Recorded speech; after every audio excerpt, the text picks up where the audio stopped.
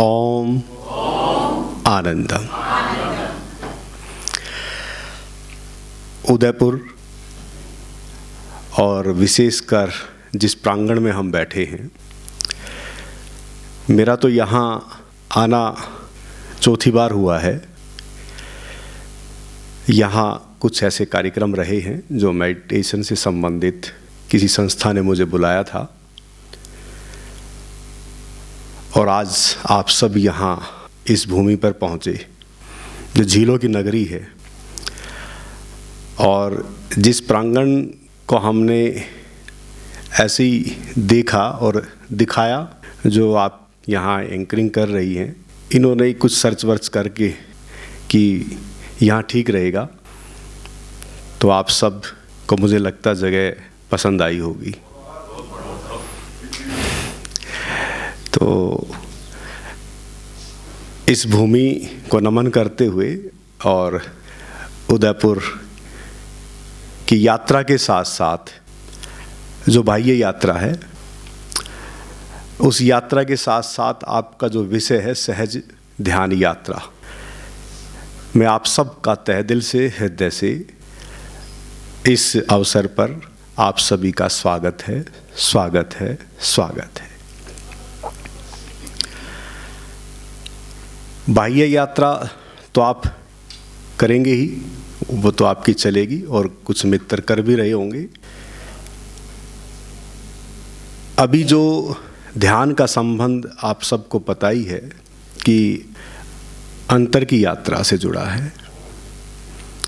तो बाह्य यात्रा के साथ साथ अंतर की यात्रा, और वो भी सहज ध्यान योग के द्वारा।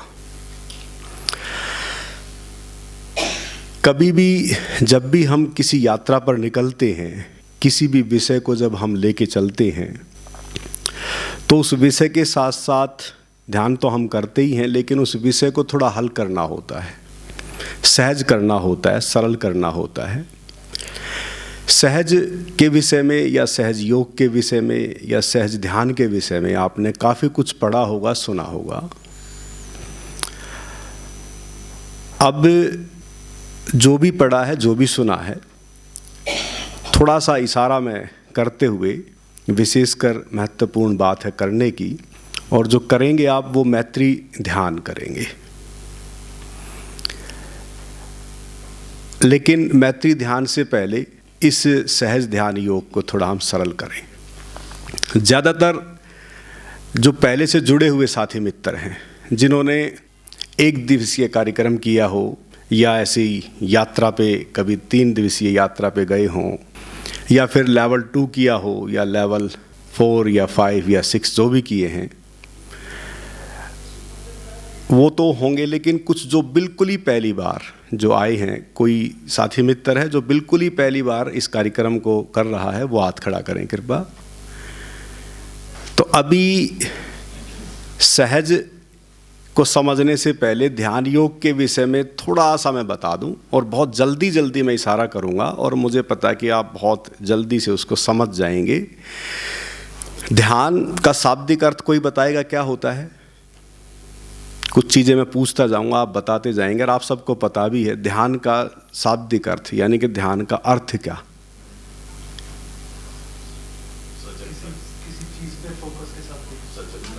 कंसंट्रेशन, सजगता, और किसी में खो जाना, और अपने आप को पहचानना, और प्रेजेंट मोमेंट में रहना। तालियां बजाएं इनके लिए जोरदार, बहुत सुंदर। और कोई? बिल्कुल आपकी जो बातें आई हैं वो ध्यान से संबंधित है सभी की। हाँ जी, सचेत होना, बहुत सुंदर। यानी कि जो भी शब्द आए हैं वो ध्यान के शाब्दिक जो शब्द हैं, जो अर्थ हैं, कोई किसी तरीके से देखता, लेकिन विशेषकर सीधा सिंपल सा है कि सचेत व सजग होना। और सचेत व सजग होने का संबंध जो है वो कैसे हमसे जुड़ा है, कैसे मुझ में से जुड़ा है, वो बस थोड़ा सा अगर हम थोड़ी दूर जाएंगे, थोड़ा सा बस। जैसे मैं आप सबसे पूछना चाहूँगा कि योग का शाब्दिक अर्थ क्या है? जुड़ना। सभी एग्री हैं? किससे जुड़ना? एक एक करके किससे जुड़ना? स्वयं से जुड़ना। हाँ, और किसने कहा? बहुत सुंदर, तालियां बजा सकते हैं जो भी, जिसकी भी जो भी बातें आए। और कोई? तन और मन से जुड़ना, बहुत सुंदर। और तन और मन का ध्यान परमात्मा में लगाना, बहुत सुंदर। और आप सबको पता है सब चीज़ों का, देखो पता है ना आप सबको भाई, योग का शाब्दिक अर्थ आप सबको पता है और बहुत अच्छे ढंग से आप बता रहे हैं। अब जो योग का जो संबंध है, विशेषकर ज़्यादातर हम सुनते आए हैं जुड़ना, और जुड़ना किससे? परमात्मा से जुड़ना। ठीक है, अब परमात्मा से कैसे जुड़ें, ये बड़ा महत्वपूर्ण है कि परमात्मा क्या, इसी पे तो सदियों से, हजारों वर्षों से यही है कि परमात्मा क्या है ना। तो इसको आज हम थोड़ा सरल करने की कोशिश करेंगे शब्दों के द्वारा। वैसे तो अनुभव का विषय है, लेकिन फिर भी ज़रूरी है कि समझ के द्वारा हम इसे थोड़ा सरल करें। मैंने कहा था ना कि थोड़ा हमें दूर जाना पड़ेगा, इसलिए परमात्मा थोड़ा दूर की चीज़ लगती है, लेकिन धीरे धीरे हमें लौटना कहाँ है? अपने पास ही, लेकिन अभी दूर लगता है। जैसे योग जो है वो परमात्मा से जुड़ना, अब जुड़ने का जो संबंध है वो मुझ में से कैसे जुड़ना है। जैसे मैं पूछना चाहूँगा कि ये जो सब कुछ जो चारों तरफ है, नक्षत्र, चांद, तारे, ये कहाँ से प्रकट हुआ?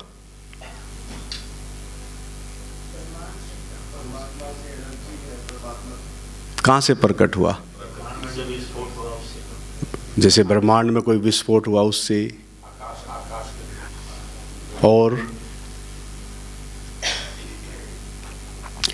ज़्यादातर विशेषकर इस बात से कितने सहमत है कि कहते हैं कि ज़्यादातर यही बात सुनने को मिलती है कि सब परमात्मा से ही प्रकट हुआ है? कितने लोग सहमत हैं? हाथ खड़ा कर सकते हैं। सब ज़्यादातर सहमत है, कहते हैं कि परमात्मा से सब प्रकट हुआ। उस परमात्मा को हम परम ऊर्जा कहें, ब्रह्म ऊर्जा कहें, ऊर्जा कहें, वैश्विक ऊर्जा कहें, ब्रह्मांडीय शक्ति कहें, ब्रह्मांडीय ऊर्जा कहें, नाम कुछ भी दे लें, यानी कि या कोई कहे कि कोई चीज़ है जिसके द्वारा ये सब प्रकट हुआ है, उसे हम परमात्मा एक शब्द दे देते हैं, ऐसा ही ना। लेकिन अगर हम परमात्मा ही शब्द दे दें कि भी परमात्मा के द्वारा ये सब प्रकट हुआ है, तो ठीक है, मान लो ना, फिलहाल के लिए मान लेते हैं, हल हो जाएगी ना चीज़ें। कुछ भी चीज़ें जब हम हल करते हैं तो कोई ना कोई चीज़ मान के चलते हैं। तो अभी फ़िलहाल के लिए आप मान के चलें कि परमात्मा के द्वारा सब ये प्रकट हुआ, और ज़्यादातर आप सब ने हाथ खड़ा किया है। तो जब सभी नक्षत्र, चांद, तारे अगर परमात्मा से प्रकट हुए हैं, तो जो इस पृथ्वी पर जो ये 5 तत्व हैं, ये भी कहाँ से प्रकट हुआ है? सब कहाँ से प्रकट हुआ है? यानी कि हमने तो हवा नहीं बनाई, हमने अग्नि नहीं बनाई, हमने जल नहीं बनाया, हमने आकाश नहीं बनाया, ना हमने पृथ्वी बनाई, यानी कि सब प्रकट हुआ। अब कहाँ से प्रकट हुआ?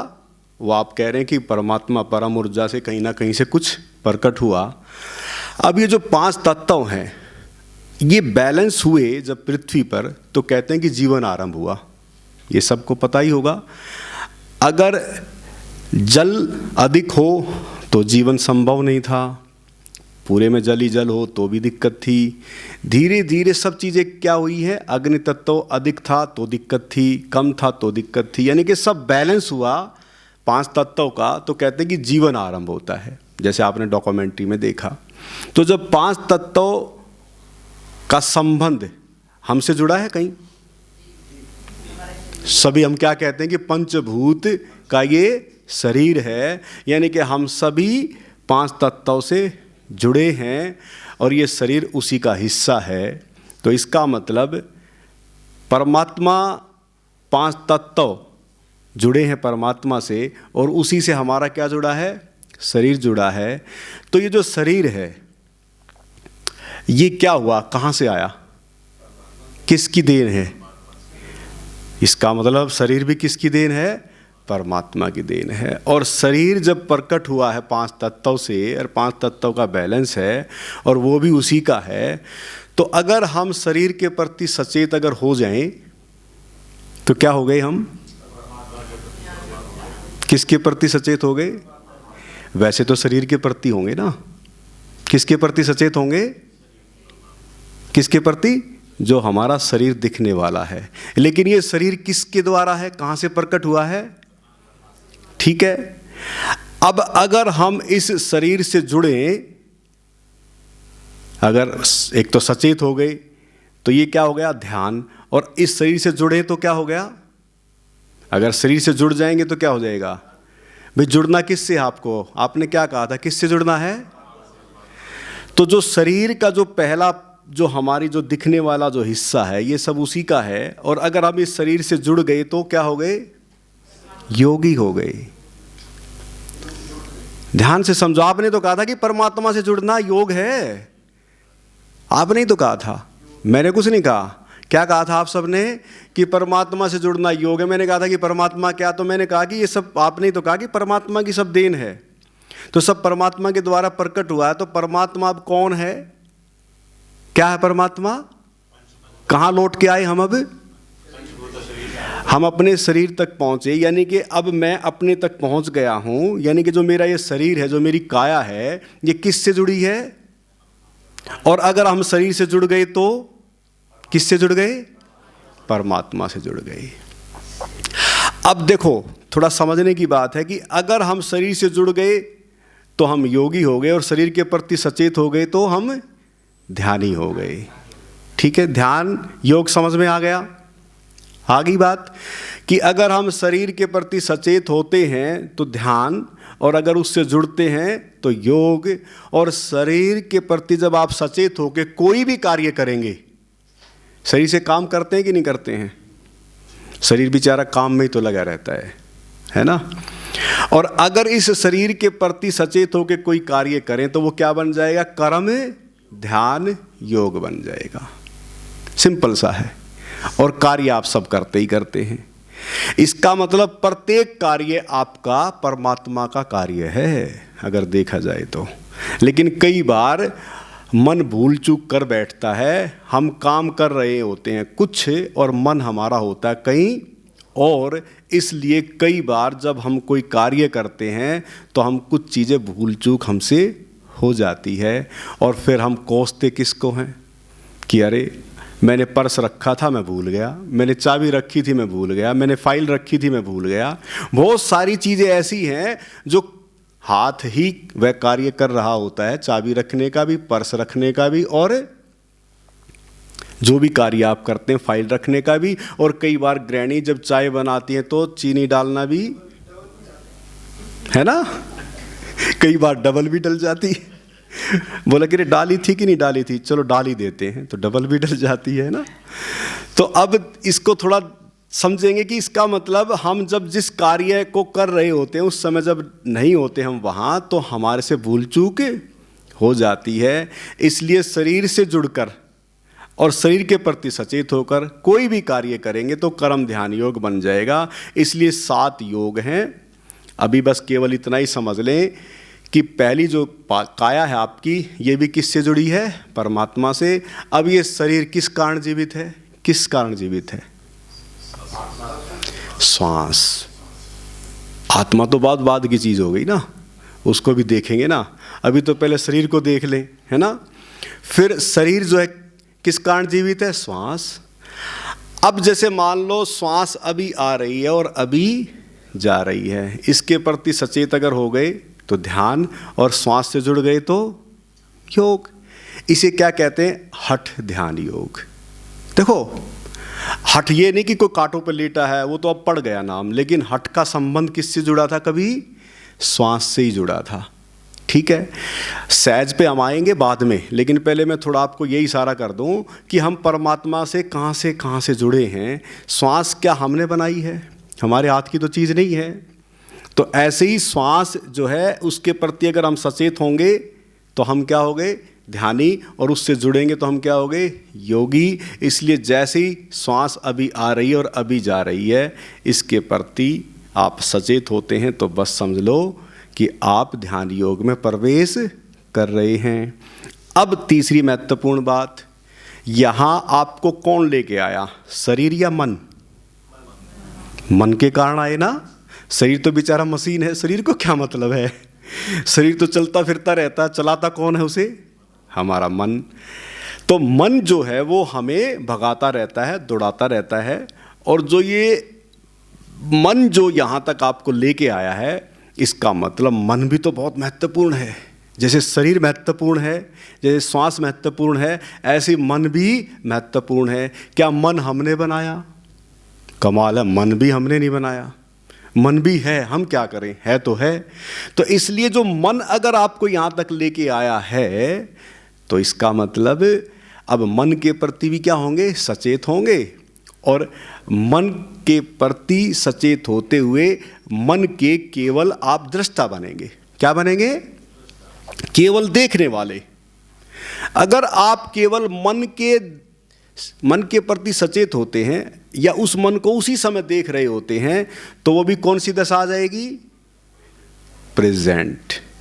किसने कही ये बात?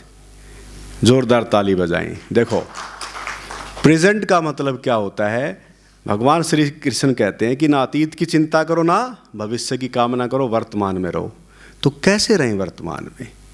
ये बड़ी समस्या है, कैसे रहें? बात तो बोल दी गई, शरीर आपका मित्र है प्रेजेंट में रहने के लिए।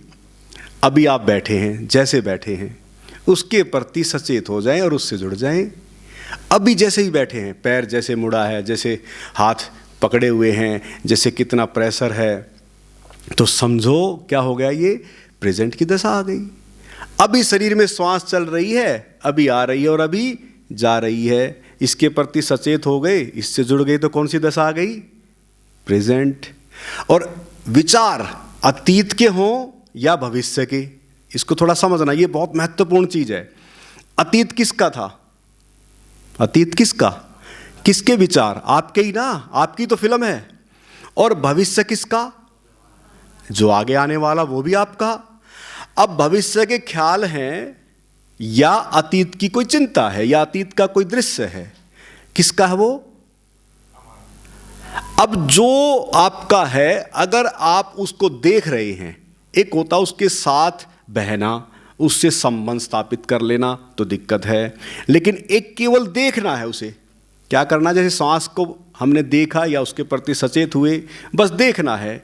ऐसे ही विचारों को भी उस समय अतीत के हैं या वो भविष्य के हैं, केवल आपको क्या करना है? देखना, और कुछ नहीं। उसके प्रति क्या होना? आपको केवल सचेत होना है। ध्यान में सबसे बड़ी बाधा इस पूरी पृथ्वी पर अगर लोगों के बीच है, तो ये सबसे बड़ी बाधा है। कहते हैं कि जी जब भी ध्यान करते हैं विचार आते हैं। मैं कहता हूं कि कमाल है, जो विचार किससे जुड़ा है? मन से। जैसे शरीर आपका साथी है, जैसे श्वास आपकी साथी है, ऐसे मन भी आपका क्या है? मित्र है। ध्यान में ले जाने के लिए मन आपका क्या है? आपका साथी है, आपका मित्र है, उससे दुश्मनी नहीं करनी है। कभी भी विचार आने से बंद नहीं होंगे। ये जो बहुत सारी भ्रांतियां जो ध्यान के विषय में जो चारों तरफ आप सुनते आ रहे हैं, मैं कहता हूं कि ये भ्रांतियां ना होती तो व्यक्ति वैसे ही ध्यान में चला जाता। सबसे बड़ी बाधा यही है कि चारों तरफ यही है कि ध्यान कब लगेगा? जब विचार नहीं होंगे। अरे भाई, अब विचार तो रुक नहीं सकते। मनसवैद कहते हैं कि पूरे 24 घंटे में 65 से 70 हजार विचार आप देखते हैं। कमाल है ना? इतनी बड़ी जो है आपके पास जो है शक्ति है कि इतने विचारों को आप देख डालते हैं 24 घंटों में। कमाल है। तो जो विचार है ना, इसको थोड़ा समझना, उन विचारों से आपको कोई किसी तरह का प्रेज नहीं है। और एक सबसे बड़ी और विडंबना है, क्या करते हैं ज्यादातर लोग? अरे ये विचार तो आया लेकिन बड़ा बेकार विचार आया, अरे तो बड़ा गंदा आया। कुछ कहेंगे अरे बड़ा अच्छा आया। मैं कहता हूं कि जो अच्छा और गंदा और बुरा कुछ होता ही नहीं। सबसे बड़ी दिक्कत क्या है कि किसी के लिए कोई चीज़ अच्छी है, हो सकता कि वही चीज़ किसी के लिए बुरी हो, और किसी के लिए कोई चीज़ बुरी है, हो सकता कि वही किसी के लिए अच्छी हो। इसलिए अच्छे और बुरे का फैसला आप नहीं कर सकते, ठीक है ना? इसलिए कोई भी अगर ख्याल आता है तो ये तय नहीं करना अच्छा आया कि बुरा आया। जो आया उसका क्या करना, आपको ध्यान में स्वागत करना, वेलकम करना है, केवल वेलकम, क्योंकि मित्र है ना मन, तो उसके साथ मैत्री करनी है। जो भी जैसे भी विचार आए बस आपको क्या करना है, उसको देखते रहना है, देखते रहना है, देखते रहना है। इतना मुझे पता है। अच्छा, फिल्म कौन कौन देखते हैं? हाथ खड़ा कर सकते हैं जो फिल्म देखते हैं। अच्छा, सभी देखते हैं। टीवी कितने लोग देखते हैं? मैंने तो फिल्म की बात, टीवी सभी देखते होंगे। अरे सब एक अच्छे से हाथ खड़ा करें, देखे ना, कौन नहीं देखता? मैं यही देखूंगा अब। अच्छा, ज़्यादातर सभी देखते हैं, ठीक है ना। यानी कि टीवी में हम अपना तो कुछ देखते नहीं, किसी और की कुछ ना कुछ देखते रहते हैं। अब ध्यान क्या है? वो आपकी अपनी फिल्म है। ध्यान क्या है? आपकी अपनी फिल्म है। केवल आपको अपनी फिल्म देखनी है ध्यान में, और किसी की कोई फिल्म नहीं देखनी होती। अगर उस फिल्म में कोई और भी आता है तो भी वो आपकी फिल्म है, क्योंकि आपसे उसका संबंध होगा। समझ में आई बात? मान लो कोई अदर्स भी है तो वो भी क्या है कि आपसे उसका संबंध होगा कोई ना कोई, इसलिए उसमें वो आ गया है, तो उसका भी क्या करना, आपको वेलकम करना, स्वागत करना है। और मुझे इतना पता है कि भाई कोई 2.5 घंटे की फिल्म होती है, कोई 3 घंटे की होती है, आजकल तो 2 घंटे की बनने लगी, और इंग्लिश मूवी वगैरह देखेंगे तो वो तो 1.5 घंटे की होती है। कोई शॉर्ट मूवी बनने लगी है, किसी का हो सकता है कि आधा घंटा ही हो, और आजकल तो 10-15 मिनट की भी फिल्म बनने लगी है, ठीक है ना। बड़ी छोटी छोटी मूवी बनती है, उसी में बहुत कुछ दिखा देते हैं। तो मुझे इतना पता है कि धीरे धीरे अगर इस मन के विचारों को अगर देखने वाले बन जाते हैं तो कभी ना कभी हो सकता है कि 10 मिनट में फिल्म का पर्दा खाली हो जाए, हो सकता है कि आधे घंटे में पर्दा खाली हो जाए। आपकी फिल्म का कभी तो एंड होगा ना, आएगा ना कोई समय। कभी जब आप मान लो ध्यान में बैठे हैं, 10 मिनट हो गई, 15 मिनट हो गई, कोई ना कोई चल रही है चीज़ें, तो हो सकता है कि एक समय आएगा कि खाली सब, और वो जैसे ही पर्दा खाली होगा, आपके किए से नहीं हो सकता, आज तक नहीं हुआ है, किसी के प्रयास से कभी खाली नहीं हुए हैं विचार। हाँ, आप बस उन विचारों के संगी साथी बन जाएं, मित्र बन जाएं, उसका स्वागत करें, तो कभी ना कभी जैसे ही वो पर्दा खाली होगा, समझ लो कि ध्यान का गुर, ध्यान की कला जो आपके भीतर थी वो आपको हाथ लग जाएगी। जो आप ध्यान लेके जन्मे हैं उस कला में आप निपुण हो जाएंगे, और वो इतना आनंददायी, इतना प्रीतिकर होगा, इतना सुंदरतम होगा कि आपको एक बार वो हाथ लग गई चीज़। जैसे मैं बार बार एक उदाहरण देता हूँ कि जब आप कहीं, मान लो आपको तैरना नहीं आता और आपको तैरना सीखना है, तो तैरना कोई सिखा सकता है? वो बस आपको एक माहौल देगा कि आप आओ नदी में या तालाब में उतरो और हाथ पैर मारो, मैं आपको डूबने नहीं दूंगा, बस यही माहौल देगा। क्या माहौल देता है वो? केवल आपको डूबने नहीं देगा, ये विश्वास दिलाएगा, लेकिन हाथ पैर किसको चलाने पड़ेंगे? और जैसे ही हाथ पैर आप चलाएंगे तो वो गुर तैरने का आपको हाथ लग जाएगा। और एक बार अगर वो गुर हाथ लग गया तैरने का, फिर भूल जाएंगे आप। भूलता है कोई? एक बार तैरने का गुर हाथ लग गया आपको, फिर आप भूलते नहीं, आप उस कला में निपुण हो जाते हैं। ऐसे ही ध्यान का गुर है कि एक बार वो हाथ लग गया तो आप जब भी ध्यान में बैठेंगे, हो सकता है कि 5 मिनट लगे, हो सकता है कि 10 मिनट लगे, हो सकता है कि 20 मिनट लगे, और आप एकदम खाली। और बस फिर आपको ये गुर हाथ लगते ही आपका मन करेगा, जब भी समय मिलेगा तो आप सोचेंगे चलो ध्यान कर लेते हैं।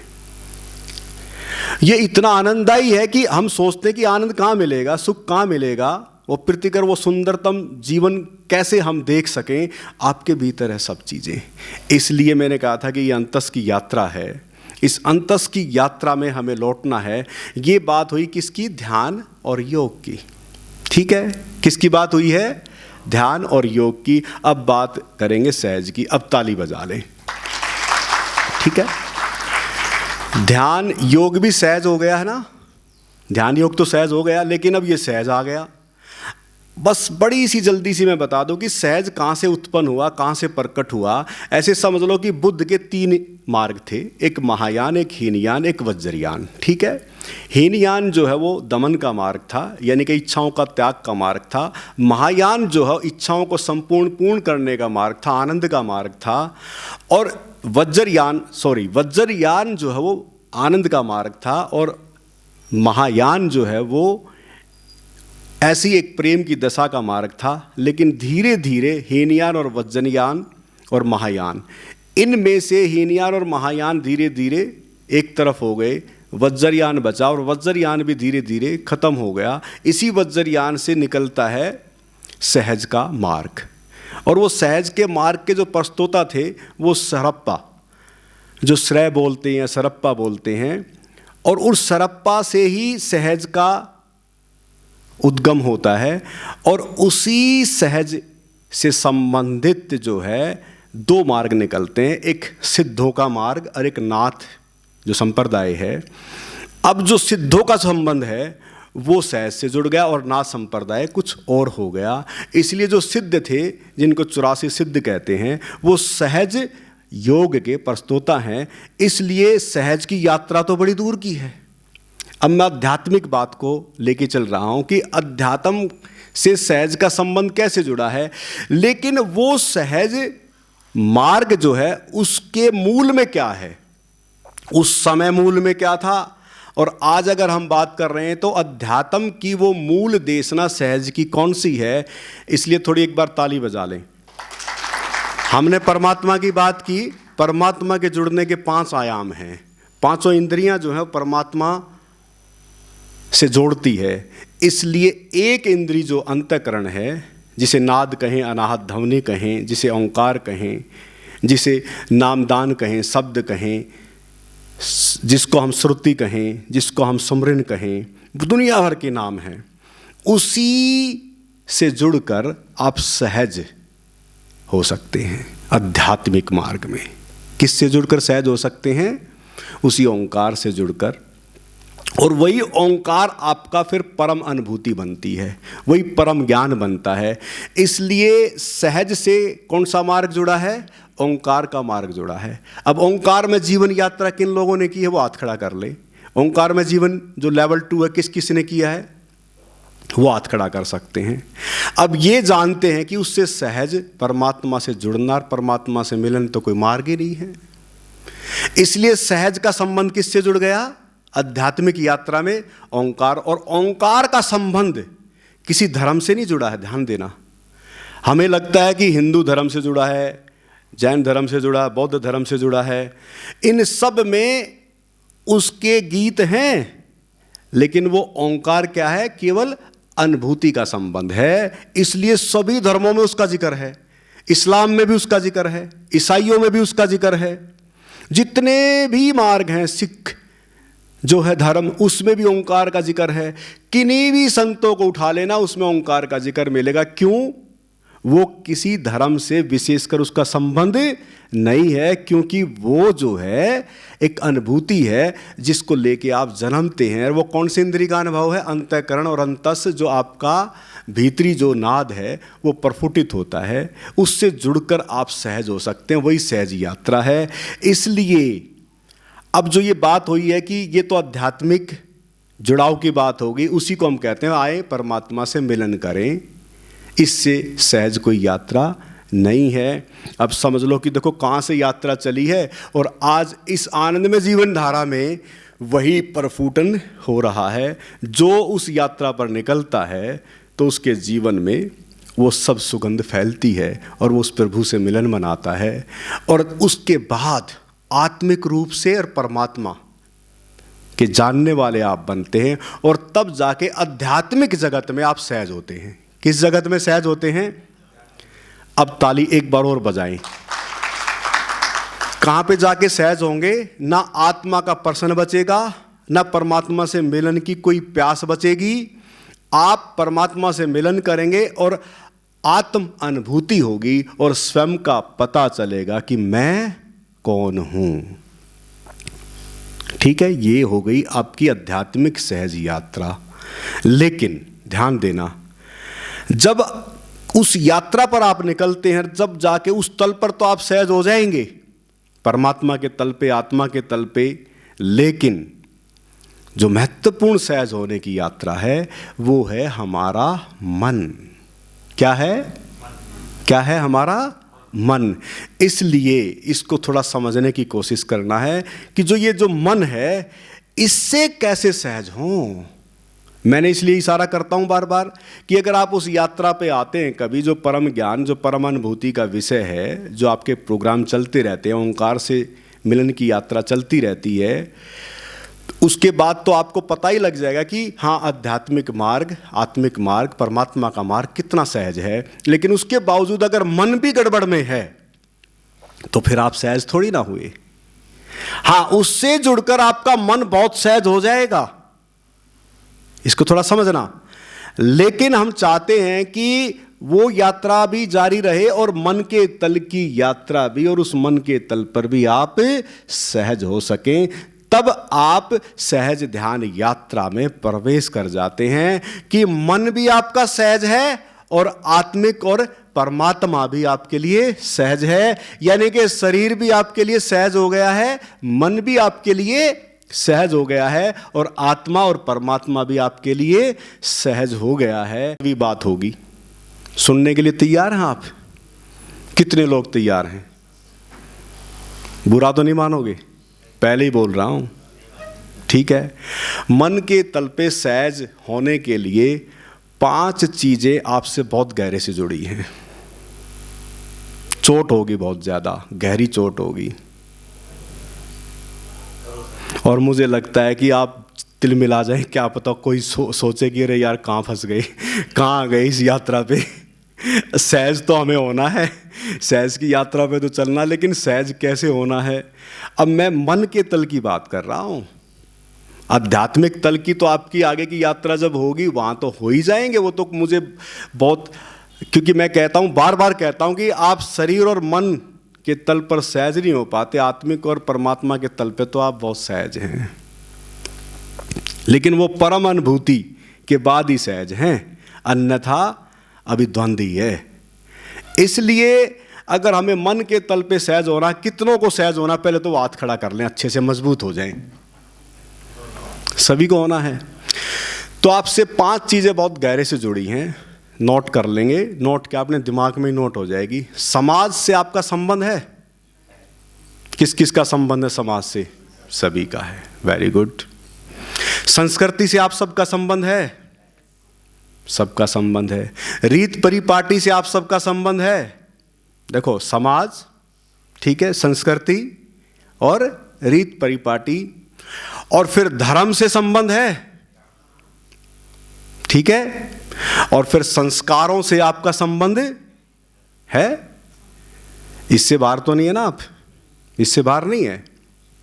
अब सबसे बड़ी विडंबना क्या है कि हम समाज की परतों से इस कदर अपने आत्मिक तल से ढके हैं कि हम परत दर परत हमारी उखड़ नहीं पाती। इसलिए सामाजिक बंधन इस कदर हमारे आत्मा को ढके हुए हैं कि हम उससे ही निकल नहीं पाते। अड़चन है तो क्या अड़चन है? सामाजिक जो बंधन हैं, सामाजिक जो परिपाटियां, रीत परिपाटियां हैं, वो इस कदर हमारे को ढाके हुए हैं, आत्मिक तल को, कि हम उस तक नहीं पहुंच पाते। और मैं कहता हूं कि जब तक ये ना गिरे परत, तब तक आप मुक्त नहीं हो सकते।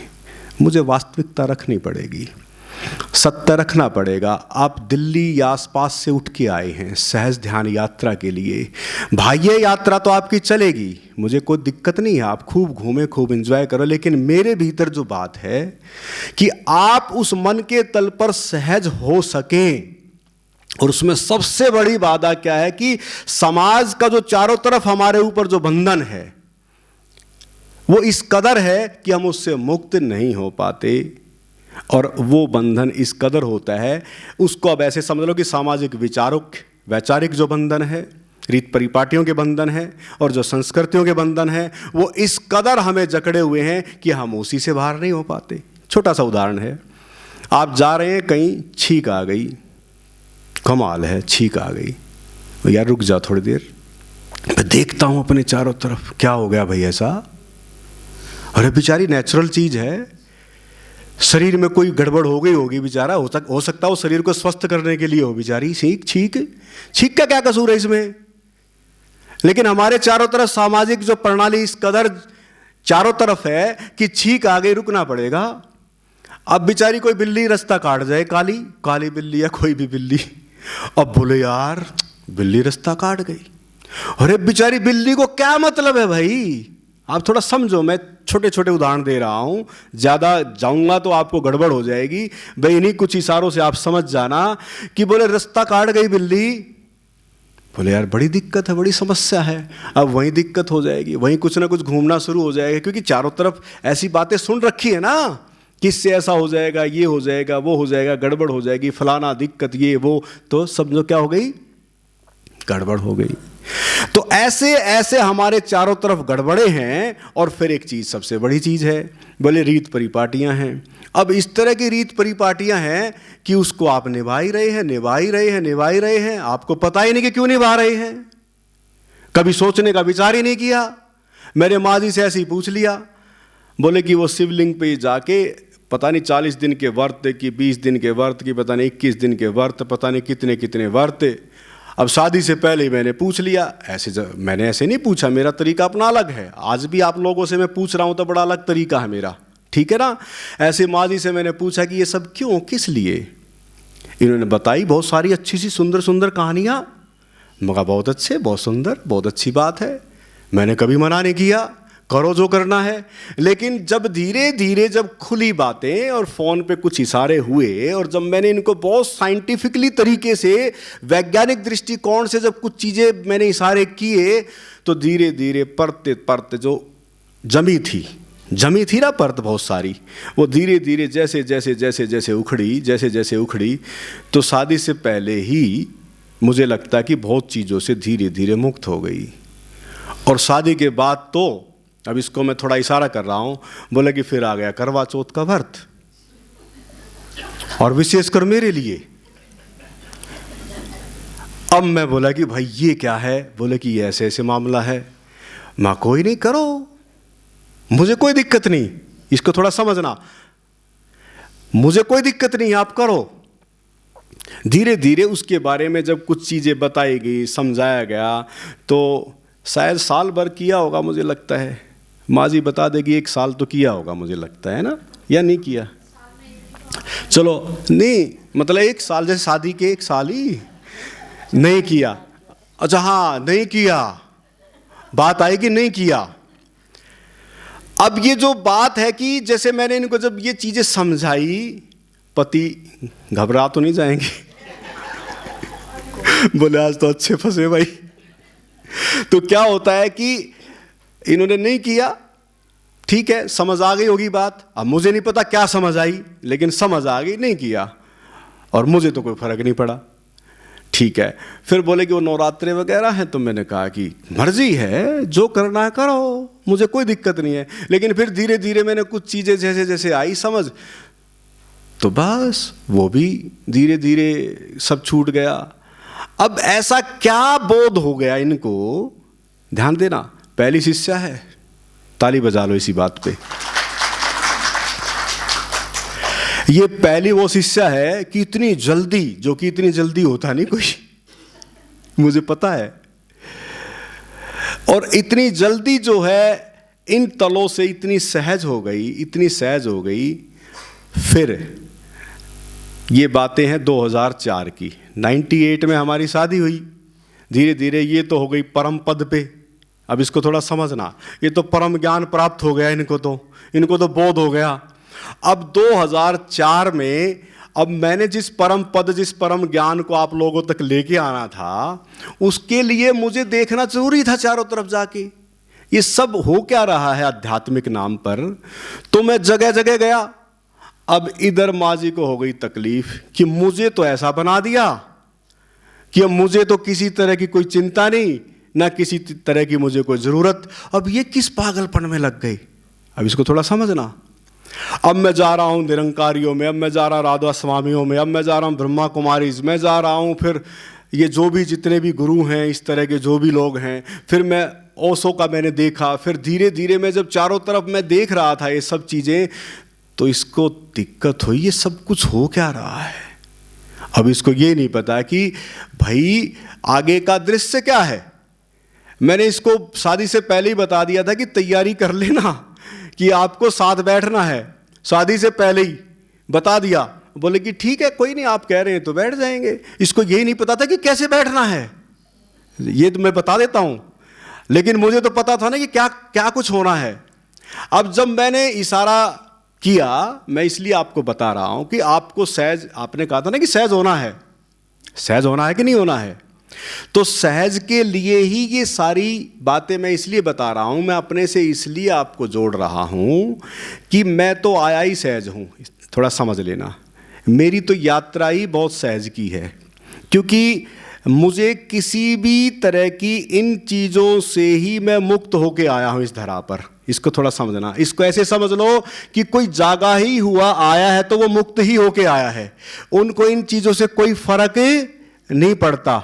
लेकिन हो सकता है कि आपका मन इन चीज़ों में इस कदर विश्वास से भरा हो। मैं आपके मन को कोई ठेस नहीं पहुंचाना चाहता, ना मैंने इनके मन को ठेस पहुंचाई, इसलिए ये ना समझना कि मैं आपके मन को कहीं दुखित या दुखी कर रहा हूं। लेकिन मुझे वास्तविकता रखनी है कि आप जब तक उस मन के तल पर अगर आप सहज नहीं होंगे, जो जहां से आपकी जकड़ने हैं, जो बहुत सारी जो पर दर पर चीजें जो जमी हैं, वहां तब तक आप सहज नहीं होंगे जब तक आप उस तल तक नहीं पहुंच पाएंगे। इसलिए वो परत भी आपकी उखाड़नी पड़ेगी।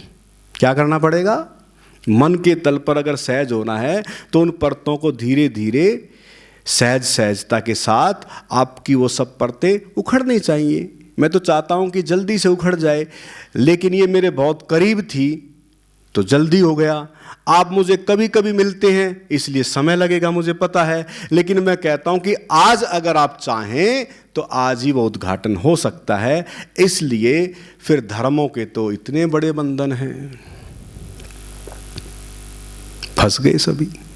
जो बाहर की प्रीति पर धर्म है, जो बुद्ध जहां धम्म की बात कर रहे हैं, भगवान महावीर जहां धम्म की बात कर रहे हैं, वहां तो किसी को लेना देना ही नहीं है। बाहर की प्रीति पर इतने धर्म के आवरण हैं, इतने हैं, इतने हैं, इतने हैं। मैं बस 2 चीज़ों से आपको इशारा कर रहा हूं, 2 चीज़ें।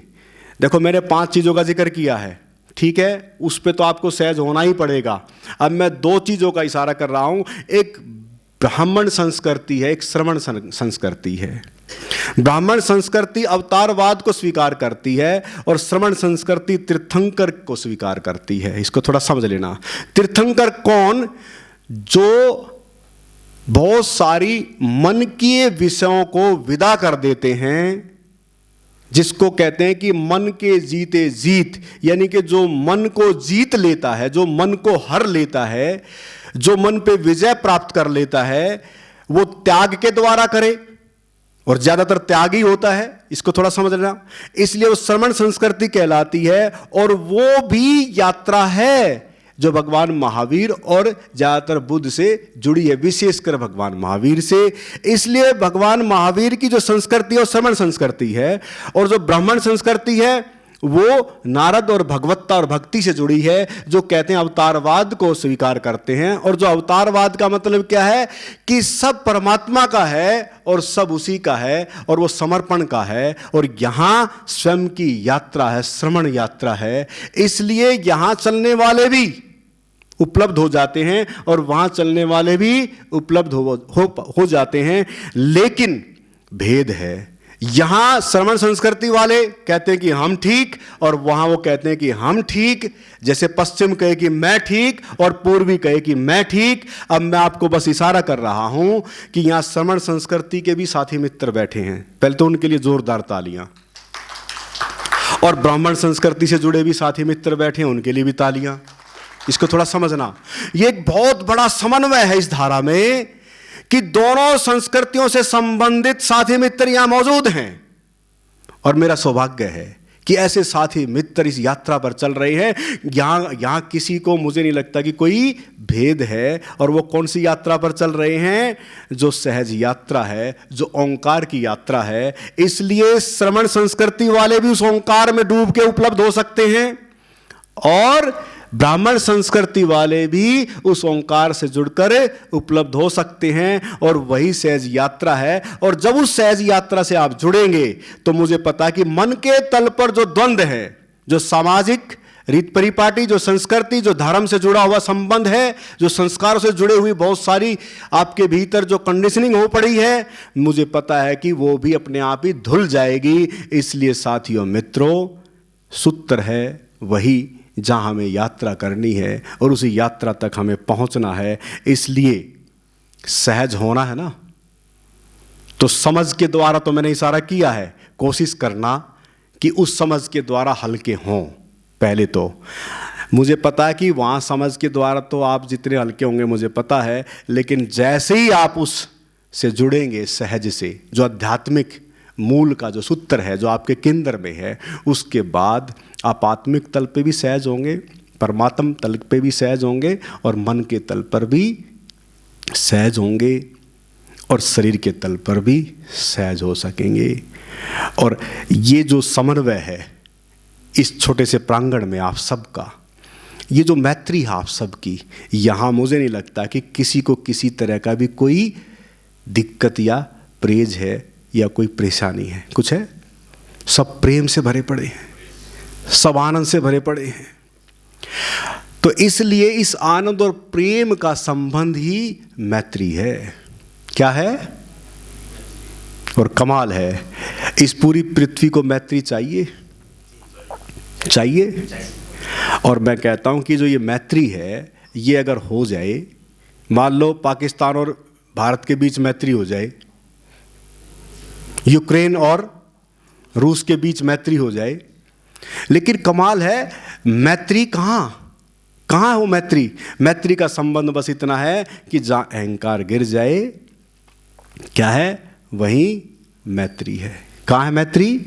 जहाँ अहंकार गिर जाए वही मैत्री। इसलिए मित्र अहंकारी नहीं हो सकता। कौन मित्र हो सकता है? जहाँ अहंकार गिर जाता है वही मित्र है। इसलिए श्रमण संस्कृति से जो चलता है वहाँ भी अहंकार गिरेगा। तीर्थंकर यानी कि श्रमण संस्कृति के प्रति भी कोई चलेगा तो वहाँ भी अहंकार गिरता है। दोनों यात्राओं पर चलकर अहंकार गिरता है और तभी जाके मैत्री। इसलिए अब हम सभी मैत्री ध्यान के द्वारा सहज होने का एक प्रयास करेंगे। और ये जो ध्यान है बहुत महत्वपूर्ण ध्यान है। मैंने कहा कि सुनना महत्वपूर्ण है, लेकिन करना उससे ज़्यादा महत्वपूर्ण है। इसलिए जो मैत्री की यात्रा होगी, शरीर से, श्वासों से, फिर मन से गुजरते हुए हम इस ध्यान में कहाँ तक जाएंगे? धीरे धीरे उस आत्मिक तल तक पहुँचेंगे। इसमें एक इशारा मिलेगा, थोड़ा ध्यान देना। जो बैठे हुए हैं, जिसको तकलीफ है वो बैठे ही रहेंगे, बैठ के कर सकते हैं।